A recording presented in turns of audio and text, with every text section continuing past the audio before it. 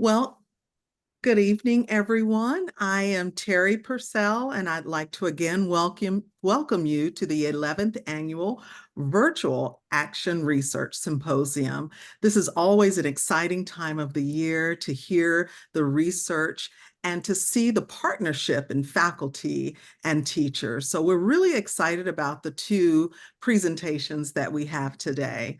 I'd like to stop and introduce our discussant, Molly Buckley.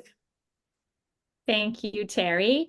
I'm Molly Buckley, and I'm also on the faculty at Cleveland State University, and I will be serving as the discussant tonight. Right. So thank you all for being here. Yes. And we also have, I think, a few assistants. I know Teresa is here. Teresa, can you tell us what you'll be doing? Or Therese, I believe. Yeah. I'm just here to help with any technical difficulties and also to, if the presentation isn't being shared, I have access to it so I can share it if there's any technical problems. Okay, wonderful. Thank you. All right. So we can move into our session. So I am really pleased to introduce two studies today. But before we get started, I wanted to inform you that after the first presentation, we'll stop and have time to talk about the study and to present any questions that you may have. And then we'll move into our second presentation and do the same thing. And at the end, we can talk about and connect the two. All right. So I'd like to first introduce our Teachers of the Year. We have Kathy Pugh, who is from STEAM Academy at Hartford Middle School, and she is the 2023 Ohio Teacher of the Year. We also have Jennifer Best, who is at Fairless Elementary School, and she is the 2024 Ohio Teacher of the Year. So we are thrilled to have our two Teachers of the Year in this presentation. We're going to start with Project 2A, and the title is The Use of Real-Life Application in Art Project-Based Learning. And this is featuring Kathy Pugh, along with her faculty partner, Dr. Rick Brault from Ashland University. So I'll turn it over to you. Okay, thank you. Rick and I have been playing tag, and he's been very busy because he's with other groups. I'm kind of an extension. I started mine last year, and we had a few hiccups, but the results of attempting to do what we wanted to do were just incredible. And so when CSU reached out again this year and said that we could continue with the research, I was trying to do it on my own anyway, so I'm ecstatic. So I'm going to try and share my screen here. And like I said, I've been playing around with it all day, trying to get help. So please let me know if it's not working. It's working. All right. And I am not a tech savvy person, so bear with me. Okay, so last year, and Rick, you'll recognize this. Some of the slides are the same. Some I changed up a little bit. We put the title on How Do I Put a Price on Myself? Because as we were starting into the project, which was for me, I teach visual art, 7th and 8th grade. And I've always dreamed about having the kids be able to have their own website to sell their work, to put it out there in the community and give them some worth other than, TikTok. And as we were doing it, one of the kids in discussion with Rick asked, how do I put a price on myself when we were trying to put prices on their artwork? So I am a strong proponent of project-based learning, and my principal is on here, and he hears me at least weekly, if not daily, promoting that. We are a school in Kansas City. When we started this, our ranking was 598 out of 607. And last year we did move into last place, but we are working really hard to get out of there. And I'm sure that that's where we're going to be this year, moving on up. We are one of the first 3 schools in Ohio to be a STEAM school. We have the actual STEAM designation from the state of Ohio. And our students, it's not an acceptance school. Anybody who wants to come can come. We don't pick and choose who gets to come. So we have a variety of academic levels. Many of our students have excessive absences, and that's what I wanted to focus on. Would project-based learning and this online store have an impact on that? We were totally online for a while, and 22-23 was our first full year back in person. Our previous research focused on just one advanced class that met all year. This past year, the schedule didn't work out in such a way that I could have just one advanced class. So my advanced students are spread out all through. And I have chosen to change it this year. All of my students are having a chance to be part of the online store. And I have selected certain students to be student leaders. Now, are they natural born student leaders? No. Almost all of the students that I have chosen to be student leaders have had absence problems, behavior problems, discipline problems. I just wanted to see if it would make an impact on academics and behavior to put them into this kind of position with an online learning. The project-based learning is project-based instruction. I do not give written tests. And you can see my room is very full. That was last year. And when you see this year's slides, you'll see they are fuller yet. Everything is project-based for my assessments. Even my pre-assessments everything's project-based. I believe that I know whether or not they know the information on whether or not they can apply it. So I give them that opportunity, and almost always I try and make it have a real world connection, much more so this year. And I'm going to be singing my principal's praises over and over again because he allows me to do my crazy stuff. So these are 3 new slides, Rick. We have to have a new website this year because the group that we had last year was unable to put payment on there. So we had to completely change out. So we went from Unique Designs to Artable, ARTABULL. So our mascot is bulldogs. And with that is a student drawn logo. So we have adapted that, and I am very, very, very happy to say we launched it yesterday with minimal pieces on there. We will get more, but we actually have a way to pay for it this year. So yeah, I'm pretty excited. The girl on the right in the center, you'll see she has bling on her. I used to be a fashion design seamstress in a previous life, so I do teach fashion design. So she is actually making her homecoming dress for next year. And so she needed $98 to order the bling for her homecoming dress. How is she going to get that? By working on the website. Because this website puts their artwork up, and when it sells, it goes into an account that is like a fundraising account for them. So they can use it on anything for the school, whether it's to buy additional art supplies or take the trip to Washington, D.C.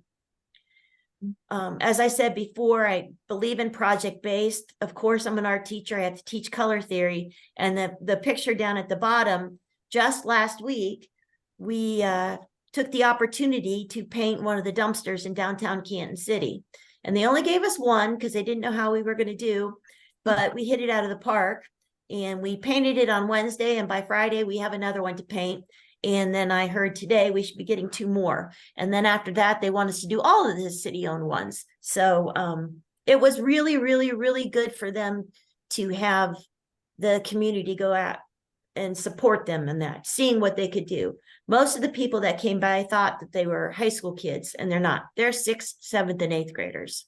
Mm-hmm.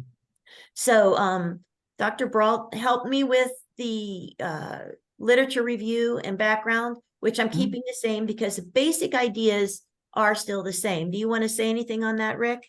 Yeah, just a few things. I would, put the usual kind of theory behind it, and whether Kathy knew it or not at the time, she was really enacting ideas by John Dewey, Maxine Greene, Elliot Eisner, all those kind of folks that really advocate the arts as a crucial point, but not just the arts, but the idea of the active learning, the student choice, all those kind of things, which I won't go into now. But also when you saw it in action, when I got a chance to talk with the kids and watch their decision making, they really brought in a lot of cognitive science as far as being conscious of the decisions they're making, being able to express those things. And and then there's some other background when you look at projects like junior achievement and 4-H and all that, where it's, very students are very, person-centered and taking on a lot of responsibility themselves. So that was, just some of the literature I drew on when we were trying to look at what Kathy's doing. Thanks, Rick. So our research questions were, will real-life application through operation of an online store to market project-based products from lessons affect students' academic success? And I'm still navigating how to get true data on that. It's a struggle because they're not all in the same classes and they're not all in the same grades. But we have a program called Exact Path, which is helping me out a little bit more with that this year. Will profiting from the online store affect student absenteeism rate? I can say from last year, it definitely did. We had a girl who had the highest absenteeism rate. And once she became like the head of all of the committees, we went down to where she only missed 2 days for the rest of the year. So that was amazing. Will project-based learning applied in the community impact student engagement? We didn't get as much of that last year as I wanted to, but I'm telling you, with the dumpster, it went on Facebook. And when I told the kids they were at 580 likes, they were floored. So yeah, they're like, wow, that's better than what I get on TikTok. So our quantitative data, I'm still collecting attendance data. Qualitative is a student focus group, which last year was just the one class. And right now, since we literally just got our money and just got started, we got our money on Monday and we got the website up yesterday. My focus group right now, I'm really focusing on the student leaders, and more so my data will come from what we sell and the reaction of the kids after it starts selling. Last year, we had them do written responses, and I did include those again this year.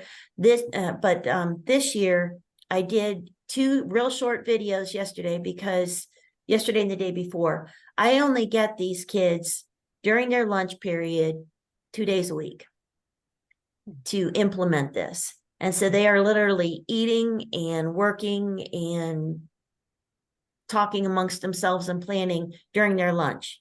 And then I'll go over my reflections. So what I did is, on this focus group protocol, I used Rick's questions from last year. And the kids wrote out answers last year, and he talked with them. And we have some of the responses on the next slide. This year, I did a video, and I'm hoping the sound comes through. It's a little challenging. My room is extremely large. So the kids didn't talk quite as loud. So if you have questions afterwards, please ask me, and I will let you know what they said. So all the questions are there. When I show the videos, I say the questions ahead of time to the kids. So you'll hear the question that I'm choosing to share the response for. But amazingly, all of the students that chose to be student leaders, and originally I only wanted 7, mainly 8th graders and 2 7th graders to carry it on.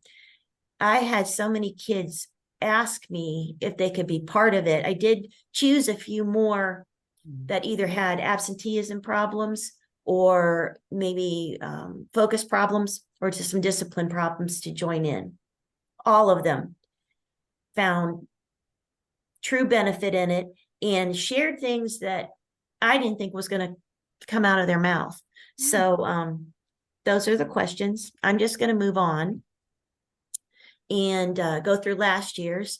There was benefits of confidence, which I extremely saw, because most art students are kind of backwards. Definitely proud of their creations. And my art room is not a traditional one. We do light up sculptures. We have a fashion show every year. I have a horse trough with about 34 goldfish, and the kids are going to reference that. That's why I'm bringing that in. But I do a mini genetics lesson with that. And they learn watercolor and acrylic and clay whistles with a mini genetic lesson. So it's not extremely normal. I have a behavioral class that comes in and they're building miniature dollhouses, complete with furniture. So they get to design them and build them. So it's not a traditional where you just go and paint. We do that too. Communication skills. I own a business downtown and we have events called First Friday, and the kids come down and they promote their work and they sell their work. So they've had to learn how to speak. Leadership and organization. I put it in their hands. And that's the only way. If I do everything for them, they're not going to learn. Community involvement. I'm really happy to see our parents come back and support their kids and being out there. And like I said, the dumpster, the number of people that came up when we were painting that dumpster, and the impact on the other classes. I'm going to let the kid, what the kids said last year is the same as what the kids said this year. And I'm going to let you hear that from them. Challenges. We had to compromise. We didn't get to do exactly what we wanted on our website last year. We couldn't get the payment method up. We had to struggle to learn how to market it, but we had persistence and perseverance, and we did it.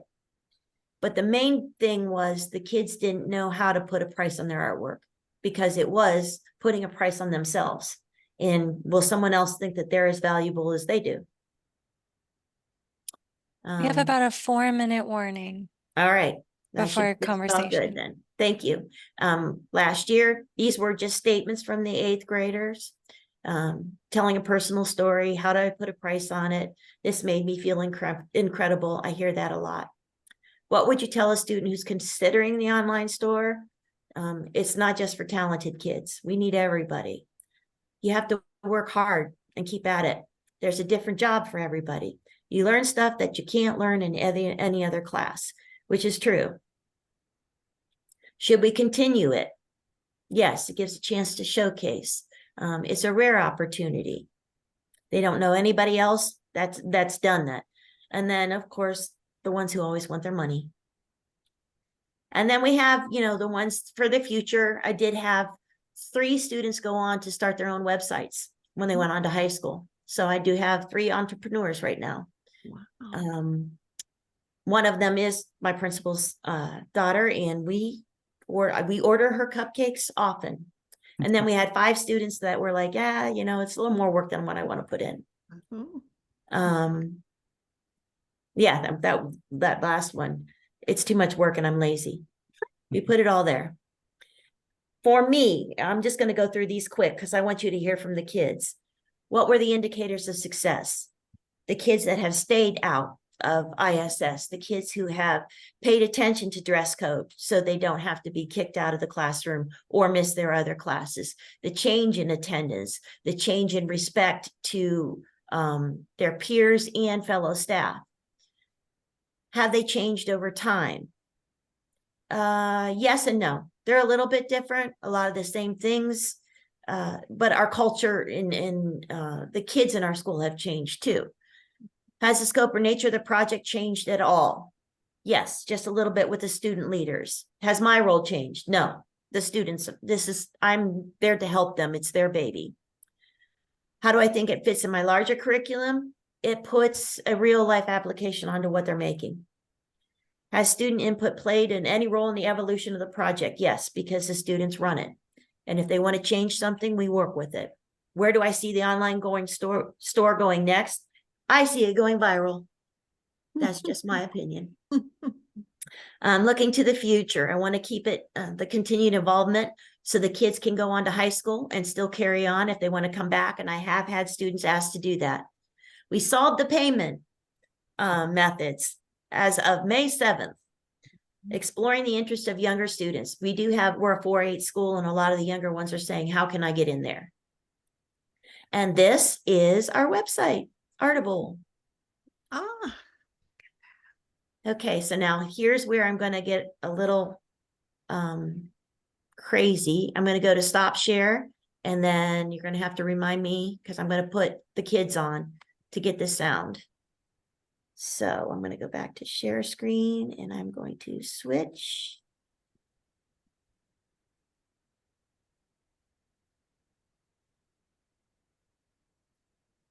Okay. Now, will this work? I'm not sure because I pulled it off on my bar. Will that work? Go ahead and try it. Because I'm not seeing where I can put the sound on with that one. All right, I know I'm short on time, so I'm going to pull the one on that is on here.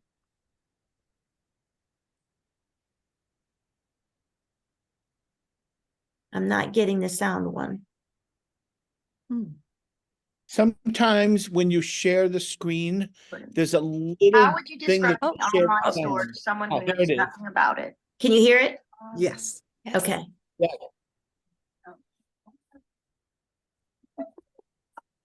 I can cut it. I can cut it. I'm cutting out pieces. I just want your input. I was saying, I would describe that. They're presenting and I'm just waiting for them. But I think it's gonna be after I get to the church. I can't see anything on my screen now. We Are you guys still hearing it? Yes. We can hear it and see it. Oh, it just Did it go stopped. away? Yes. All right. Let me go back. I'm sorry. And we're cutting right on that Really? time. Okay, I'm so sorry. No, I'm that's trying okay. so I'm hard. sorry. I'm not very good at this. I had it all Yeah, set with you're doing different great. screens. So hold on, let me go back to screen sharing. Even if you can just hear one thing. Okay.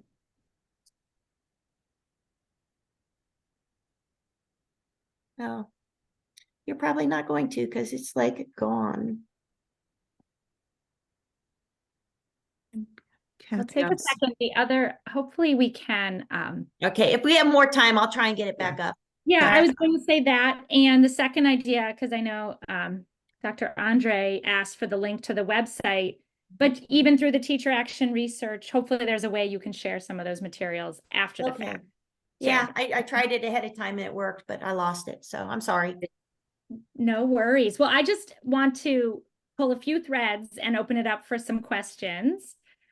So for those who have come in after, Molly Buckley, I'm on the faculty at Cleveland State. But there were three things that really did stand out from your presentation and hearing what you had to share. The first thing was the triple connections. So very early on, the image that had the mascot, the student with the working on the homecoming dress, and the community work, like thinking about this as school-based work, things to build school community, things to build individual identity, personal commitments and investments, and then this sort of community-wide, citywide. So to have a project that can do all those things is really remarkable. Number two, in terms of project-based learning, the quote I wrote down was, "It made me feel incredible." All of us are educators. If students are saying that, like it really doesn't get much better than that. And I know you shared lots of other kinds of contributions, but if students feel that way, that's an incredible testimony to your work. And the third thing I really appreciated, I know your video was trying to showcase the student voices. All of your research questions have a remarkable commitment to student input, and I just wanted to highlight that as something that I noticed. But I'd love to turn it over. We have 29 people on here, so if there are questions for Kathy or Rick, on this work, we have a couple minutes. Actually, can I throw in one thing before the questions start? Sure, yes, go ahead, Rick. Since I wasn't able to work with Kathy a lot this year, which I'm really not happy about, but because it sounds some good things happening. I just want to throw in one comment. She was just saying they're still struggling with does it have an effect on academic accomplishments? Well, we all know what the state and everyone's looking for in those terms. If we could broaden that, like we all know we should, they were beyond most of the kids I've seen in other academic settings. You know, that because the kids that if you walked in to that classroom like I did, and you walked in with your stereotypes, you know, is as diverse a group as you could see. As Kathy said, they came from all, you know, lots of attendance problems, et cetera, et cetera.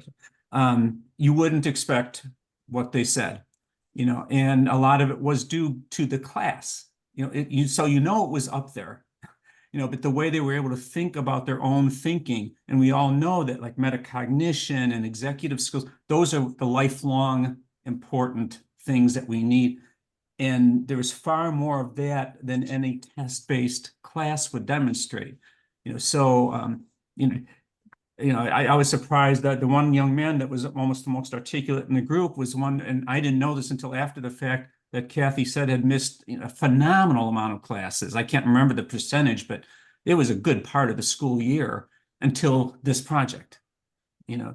And so when kids want to come to school, they can think critically about what they're doing. That's academic success, you know, in my mind. So anyway, let questions take over.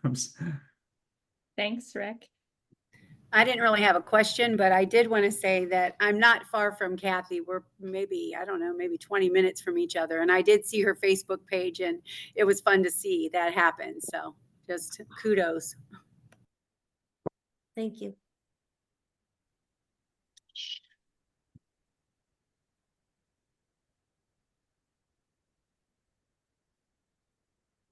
You can also write them in the chat if you feel more comfortable, or that works better for you right now if you can't use the mic.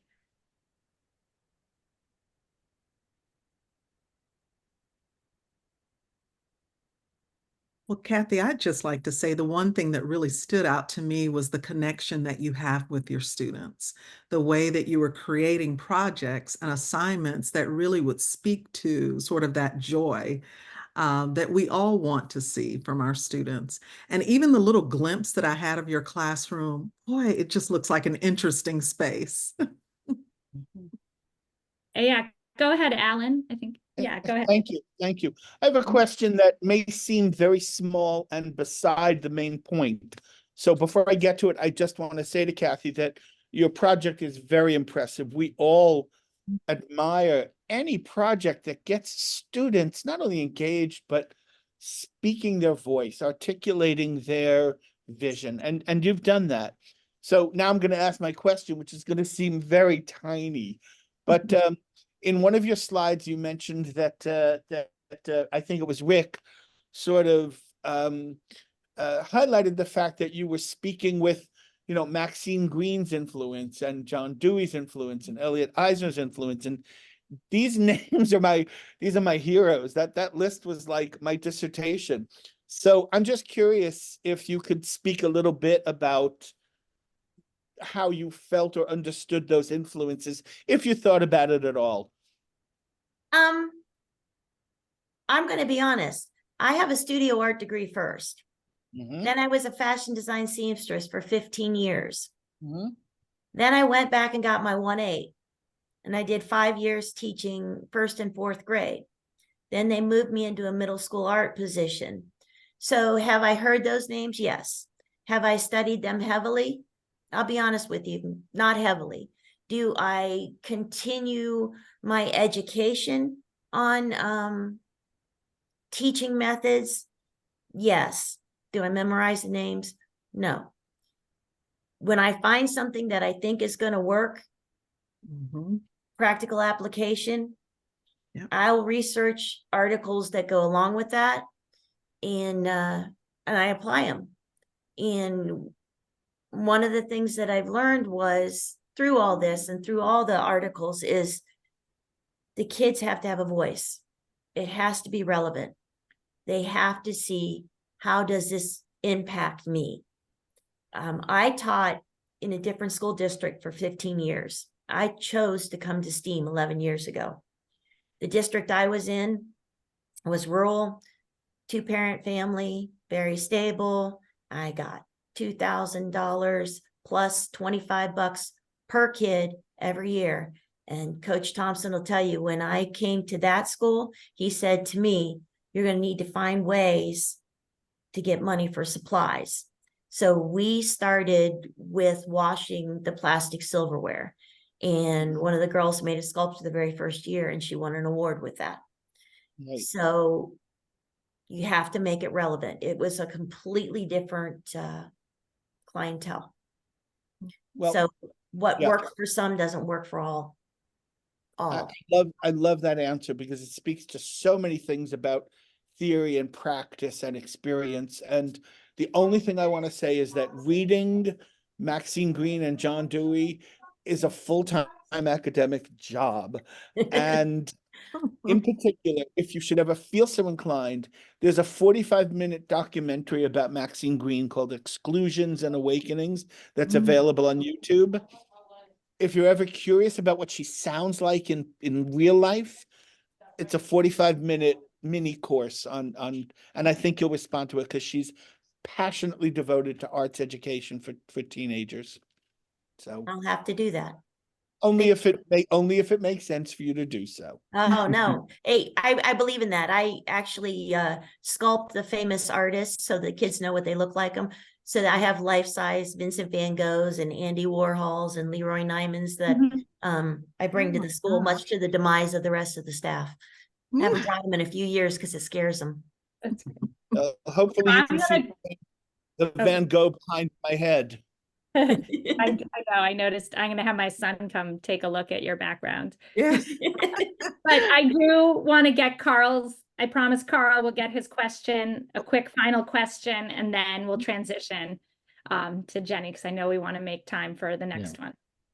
Yeah, thanks so much for your presentation. And as someone who promotes project-based learning, it warms my heart to see somebody out there valiantly doing it in the field. I was just curious about in Canton schools, how much art is going on? What is this district like? Depends on which school you're at. We have a big district. Some of them are very much just paper, pencil, minimal. And then there's the extreme, which is me painting dumpsters in live fashion shows. And we do have an arts academy for the identified gifted, but that's just younger ones now. But most of the other schools, it's more traditional. I wish I could have played this because the kids would have said, you know, how did they word it? They said, we do more adult things. We don't do kid art. Last year we made light sculptures like they do in downtown Canton parks and made them programmable so they look like they moved. But we bent hot rolled steel and then put LED lights on and programmed them. Wow. That's amazing. It is amazing. Well, thank you so much for your work and presentation. I'm going to turn it back over to Terry. Okay, all right. Thank you again, Kathy. Our next presentation is titled Connecting Kids, Art, and Community, and it is featuring our Teacher of the Year, Jennifer Best, along with Rick Brault, again from Ashland University. So I'll turn it over to you.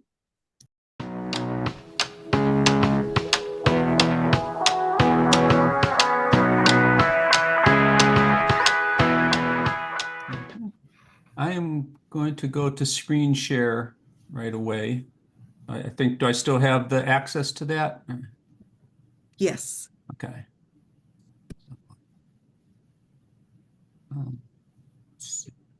Okay, so it should be there now, I think. We can see it. These last 2 years have been really special to me because I am not an artistic person for the most part, at least by performance definitions, except a little bit of music maybe, but very much a patron of those arts. And it's been really excited to see what Kathy and Jennifer have been doing in their classrooms, because it really gives me hope for the arts in schools, which are, you know, so missing. And I have 2 daughters who are very artistic and going in that direction in their own careers, so that excites me too. But so this year, I didn't connect how close geographically you are, and it's so that's pretty cool too. Anyway, I'm starting this off just to introduce Jennifer, and you see on the picture here Ling Zhang, who is a graduate student one that I've been working with this year from China. She couldn't be here today because she's back in China. for the summer. So it's getting back to her family, and she's a graphic design. Landscape architect in China, and now she's more interested in heading towards education and all that. So she spent a lot of time in Jenny's class and it could never wait to get back again. She's, oh, can we go to Jenny's class this week? Well, we can't go every week. Anyway, so I'm going to turn it over to Jenny. What we're going to do is look a little bit at the context of, it's important to understand the context of what she's doing before we get to the specific project. So the next few slides, she's going to be, talking a little bit about some of her goals and reasons that she does what she does, and about the classroom and so on. So let me see if I can get to the next slide. Yeah, I think that worked. Okay. Okay. I don't know, Jenny, do you want to go ahead and just give some background to the project first, so we know Sure. what we're leading to? Okay, so I'm a K-5 visual arts teacher. I did 13 years of third grade, so I was a classroom teacher and had transitioned to art. And it was always my passion to be there. So that's kind of where I am and why I'm here. I was trying to find a way to show my students that their artwork was important enough to go out into the community for others to see it. We have huge art shows. We enter into a couple of the museums for some of their art exhibits and whatnot, but I wanted them to be able to see that their work as a young student is just as important as someone that's an older student or an adult. So I was also trying to make connections to the community. And in our community where we are at this particular school, we have 3 small historical communities that came together to create one elementary school.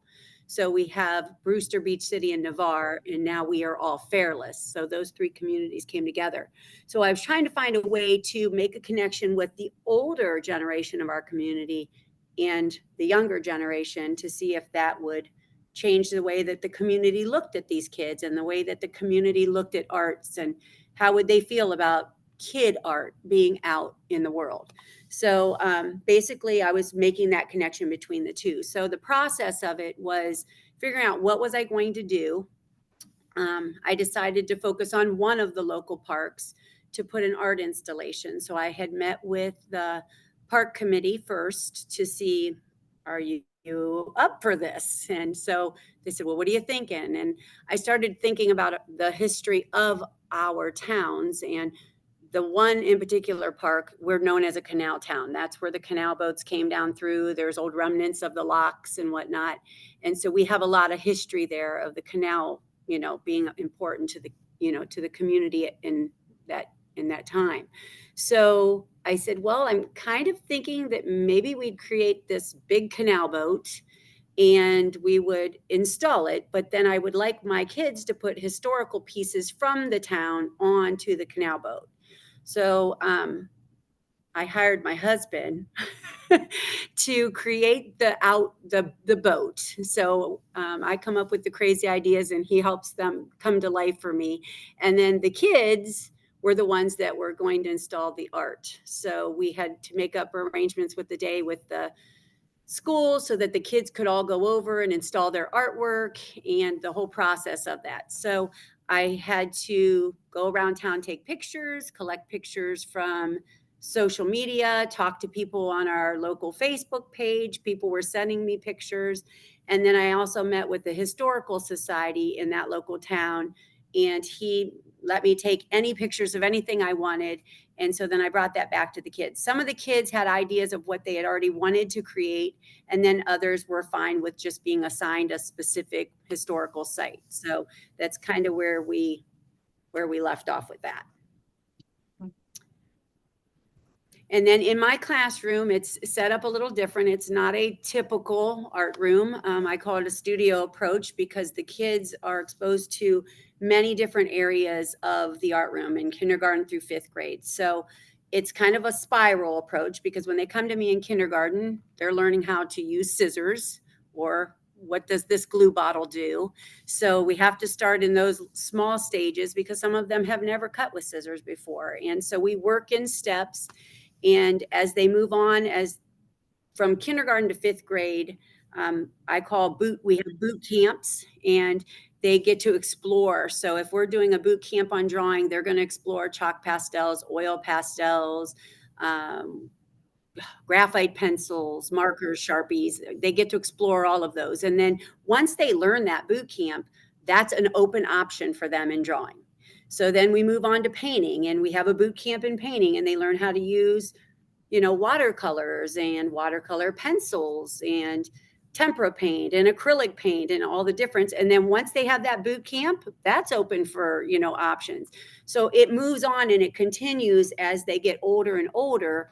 So my fifth graders now have a fiber studio open. They have a drawing studio. They have painting. They have collage. They have a woodworking area, because that was one of their requests, was to do some woodworking. They have an architecture area. Jewelry making just opened up not long ago. So there's a lot of different options. By the time they're fifth graders, they pretty much can run the studios on their own, and they learn how to become studio artists. I don't clean their paintbrushes. They clean their paintbrushes. I don't clean up after themselves. They clean up after themselves. So that's kind of how I've set my studio, my art room up, is set up in small studios, basically, where kids choose what they want to create. My biggest challenge, Rick had asked me, what's your biggest challenge? I said, time.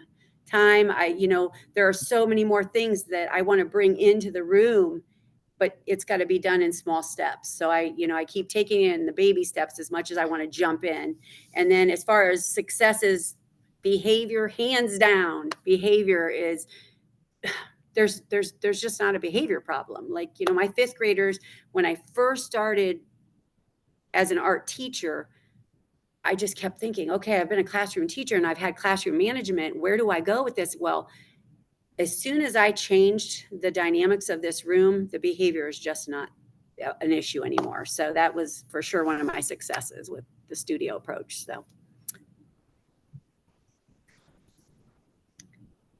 This was just an extra slide in there to show when Ling was there, she took advantage of a day or so and taught the kids park. Since they were going to be working in the park, she taught them some principles of landscape design, and had them do a little exercise where they simulated laying out a park of their own and where they would put what and why they would put it there and so on. And then she taught them a few words in Chinese, and the kids were, ask me or her on the way up, did I say that correctly? Or how do we say hi to her, and all those kind of things. So it was just one of those kind of fun side things that grew out of this project. So I just wanted to give Ling a little shout out here, even though she's not here. So. And then this is just showing some of the areas of my room. It's pretty much run by the kids. I mean, everything's there for them. It's labeled.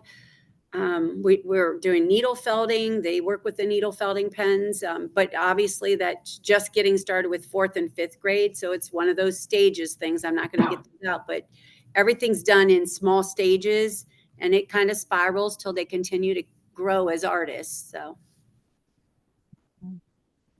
And I wanted a slide like this in here because that's one thing that really struck our attention. It was like Kathy's classroom, with so much going on. You say, how could you not be enriched, almost to the point of being overwhelmed with all of the choices you have and the exposure, just. So the research plan then was very similar to, with Kathy's class, because I really wanted to. My preoccupation tends to be the metacognitive part. How are kids thinking about what they do, or how are teachers too, thinking about what they do, why they do it, can they explain it to other people, do they have intention? And then things like executive skills about how do I organize myself and make my decisions, and how do I time my work, and all those kind of things, which research shows are probably more important than your academic content knowledge in terms of ultimate success in higher education and the workforce and all those other things. So, it's heavily biased towards qualitative kind of narrative things. So Kathy did give some student surveys to the kids about some things that you'll see in a little bit. I did a couple of focus group-like interviews with the kids, as many as I could within the fifth grade level, since that was the focus of the project.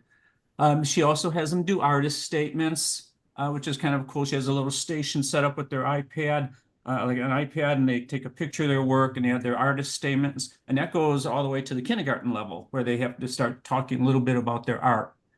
So we look at some of those, the kind of a little mini content analysis of that. And then an interview with Kathy where we just asked her to talk about what she does and why. And then some community comments that you'll see at the end, because there was a public installation of the project that, again, you'll see that later. And she had some letters of endorsement and enthusiasm and all those kind of things that will be part of this too. So I started with the kids, just asking them, I just want to know, did they know what a community was? You know, it was all fifth grade. And so 96%, about 96% of those kids could tell me that it was made up of people and businesses and churches and schools. So I felt pretty secure that they kind of knew what their community was. 6% said they really didn't know much about their community. And then what did they think about their artwork being displayed? 85% felt pretty good about it. Most of them were pretty strongly. And then, but there was 15%, and it was kind of surprised me because I didn't think it would be that high, that they felt nervous. They were maybe embarrassed. They were worried. I think they were afraid that maybe their art wasn't good enough at that point. And this was, you know, our very first survey of just saying, hey, what do you think about this? And why should other people see their art? They were able to give me about 8 different reasons. Most of them were like, it's going to make me feel good. I could inspire someone else. Other people are going to get to see it. So they weren't afraid to tell me why people should see it. But it was funny because some of them were still nervous about that. And then suggesting more places, because I explained to the 5th graders, I said, you know, you are my first step of moving out into this community. So give me your advice, like, you know, teach me, where else could we put our art?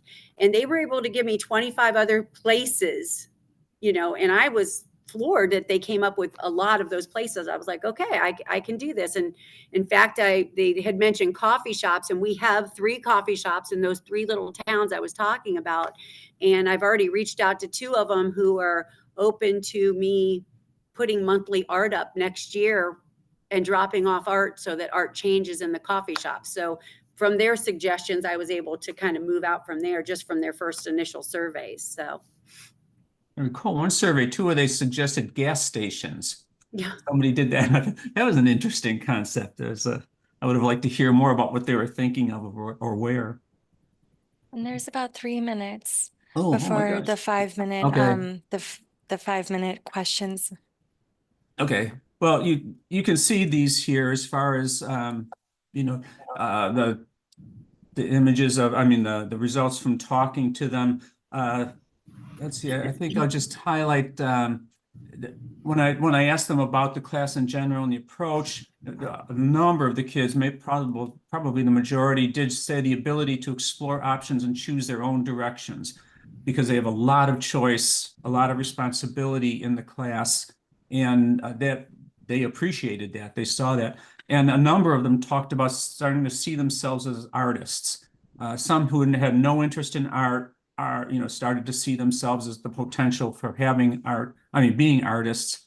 And then one that's not clear on here, but there was this idea that general confidence in, that they weren't intimidated, even though there's some very talented young people in there, the ones who weren't so much, they felt comfortable with that. You know, they were creating and they were okay with that. I don't know if these are just examples of the reflections. And you can see, if you've got to see them all, you see the growing sophistication. I guess that's what I would point out if you had a chance, to go back to this PowerPoint later. And they really do become more sophisticated in how they describe their art and what they want to say about it in their artist statements. This here was showing some the community support. These were written to me before we actually installed the pieces. So I told the park board and the historical society, the people, I said, can you just give me a little blurb of how do you feel about the kids working with you and putting art in the community? So these were some of their responses, just from community support. This was before we actually did the art installation in the park. So they were excited. They were so receptive to it. And I think they really weren't sure like what my crazy idea was going to be as I'm explaining the 16-foot canal boat. And they're like, okay, well, okay. They just went with it. So it was kind of nice. This is more of the same, I think, right? These are all. Yep, this here was afterwards. And the park board actually sent the little flashlights in to the kids. They sent them in. I think they say, thank you for shining your light on our park, like shining light on to, make our park a better place. And these were all just responses on Facebook. These were texts that I had received. It became a very big day. It became a very big day. So. More of that. And then this, if you go back a minute, that one, okay. that one there, those are the student responses after we came back from the park. And one of the ones at the bottom, well, the one in yellow, the small one in yellow, at first it said, I don't like it. And I thought, oh, they don't like it. But then it said, I love it. And I was like, whew, that makes me feel a whole lot better because I saw that I don't like it. And then in the bottom right corner, I have to note about this one because this little boy, he didn't want any interviews. He didn't want to really be involved with this. He really did not want his art out. And it was funny because I said, well, let's just create the project. Let's see where it goes. In fact, I had made a phone call home to mom and I said, he's the only one that doesn't want to do this. And I don't understand why. Like, we're going to go make a trip to the park. It's going to be a big deal. And the day before we left for the park, he looked at me and he said, Mrs. Best, I think I would have regretted not doing this project. And I said, yes. I said, you got it. Like, you got it. You realize, he goes, I did actually do pretty good. And I said, I knew you would. I said, I didn't doubt it for the world. But his response was, I feel happy because it makes sense to feel happy about this. The community members who helped this happen were so helpful. They were so nice. They were just too nice. So that bottom one there, that out of all of them, like, it was like he came full circle for me. So. And I just wanted to say that this session is ending in about 3 minutes. I thought we had, there it is. I at least wanted to get to a picture to the finished project. Okay. So. And then while that picture, go ahead, Jenny. I was going to just use the last 2 minutes. Okay. Well, I have a picture there and there's a video of all the kids, but it's okay. It's like a minute long, but. I know we'll probably be automatically brought back, so I don't want to have that happen before we have a chance. This is incredible, amazing. I mean, both presentations today, the kind of deep thought that has gone into planning the work and the unit and your own reflective practice, and an incredibly comprehensive data collection plan. But let me turn it over. Questions, last 2 minutes from the audience.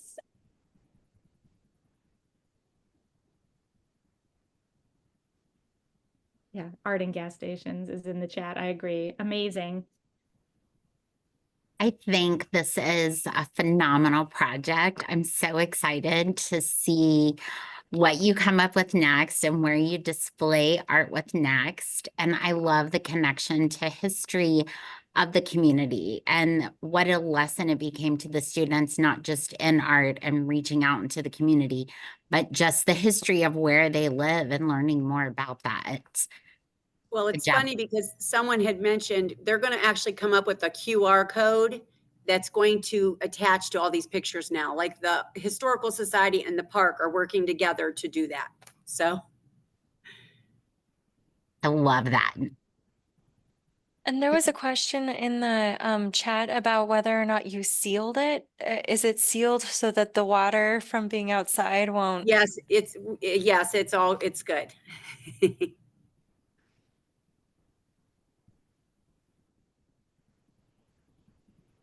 That is amazing. I think they wanted to know what you used also. What did you seal it with? I used acrylic. Well, we used the indoor outdoor paint for the actual boards. We used acrylic and then I sealed them with Mod Podge. So that's all over top of it, the outdoor Mod Podge. And I think Carl Wheatley has a question. Okay, just very quickly, I'm the boy who wouldn't want his art to be seen in public. But as someone who's 63, I think seeing this explosion of public art has been one of the great aspects of human progress over the last 30 years. I love murals on the side of building. I would love to be able to see this in person. That really has just cheered up our cities. So I think that's just, you know, it's wonderful. I say that's wonderful as a citizen enjoying it.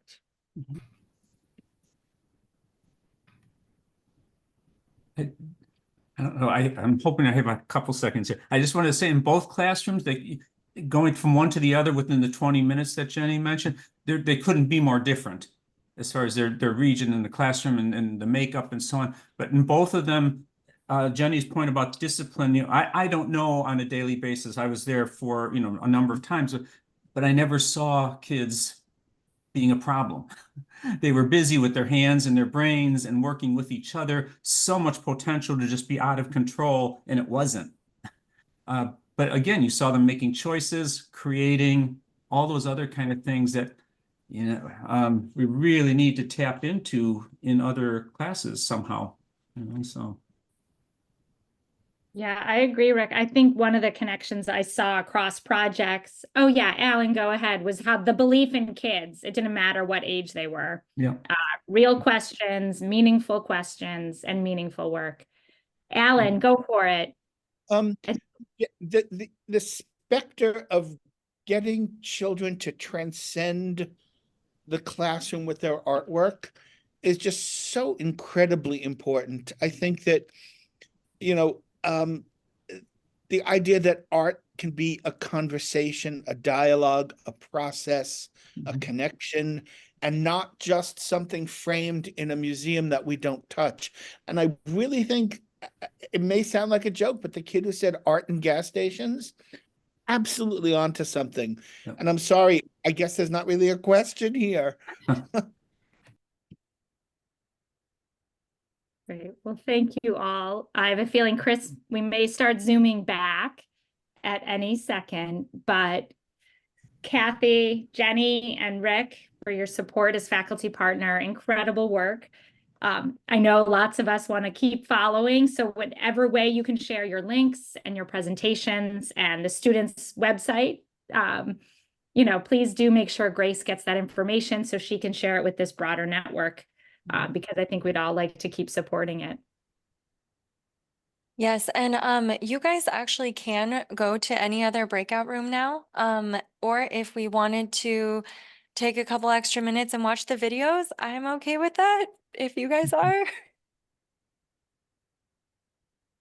Before we go to another session, this is like we're free to go to 4, 5, and 6, but if you guys wanted to stay for another minute to see the videos, we can do that too, if you wanted. You want to try Kathy or Jenny, either one? I don't know if Kathy's turn. Where is the? I'm trying to unmute. Oh, okay. Where is the link to? Oh, there it is. Okay. Oh, do you want me to go ahead and try it? Yeah, if that's okay. And mine isn't that long, so Okay. I'm just gonna play part of it. We'll see if this is working from my end. I don't know. I might have the same issues. Okay, can you see mine? Yeah, that's yours. Okay. Okay. I would say that the online. Can you hear it? Like students who like is involved in art and wants to like the community to support them. It is difficult to hear. Do you see the Anybody else? I would probably say that it gives. the little microphone on your screen? You might be able to turn it up a little bit from your computer. Yeah, Oh, I it's did it's that up all already. the She's way. real quiet. Okay. Anybody else? Okay. It also it gives the kids asking like their daughter with the opportunity to show them. That's basically what I wanted. I'm sorry. It was much louder on my end of it. When I put it on here, it's much quieter, but you can see that they're very much What is it about the working. store that you like? I like that everybody gets to show like their talent and creativity about all the stuff that they have created. Anybody else? Okay. I'm gonna stop there, so maybe Jenny can show hers. Okay. I like that. Oh, wait, this is a good answer. You can hear it. Like you can put whatever you want out there. It's nothing wrong. It's like no wrong answer with what you put out there because your own personal art. Okay, I'm gonna try and unshare now. Okay, let's see if I can do something here. There we go, on number 15. Yeah. Yeah.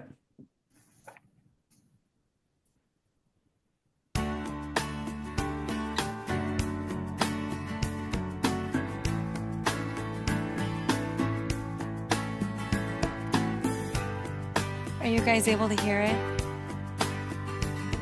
I can hear.